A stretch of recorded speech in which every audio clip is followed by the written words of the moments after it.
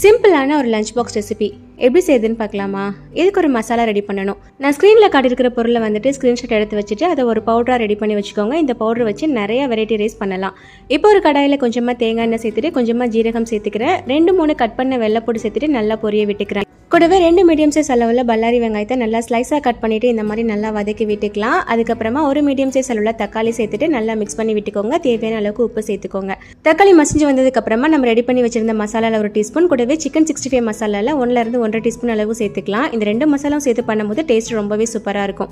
நல்லா மிக்ஸ் பண்ணிவிட்டு இது ஒரு ஓரமாக வச்சுட்டு இப்போ 6-7 முட்டை சேர்த்துக்கிறேன். மஞ்சள் முட்டை லைட்டாக உடச்சி விட்டுட்டு மூடி போட்டு வச்சிருங்க. ஒரு 2 நிமிஷம் கழிச்சு ஓப்பன் பண்ணிவிட்டு நல்லா மிக்ஸ் பண்ணி விட்டுட்டு இப்போ வெங்காயம் தக்காளியோட சேர்த்து முட்டையை நல்லா கலந்து விட்டுக்கோங்க. இப்போ வேக வச்சிருந்த பாஸ்மதி ரைஸ் நம்ம ரெடி பண்ண மசாலா கொஞ்சமாக சேர்த்துட்டு நல்லா கலந்து விட்டுக்கோங்க. கடைசியாக கை நிறைய கட் பண்ண புதினா இலை சேர்த்துட்டு நல்லா மிக்ஸ் பண்ணி விட்டுட்டோம் அப்படின்னா சிம்பிளான lunch box recipe ready. Try பண்ணி பாருங்கள்.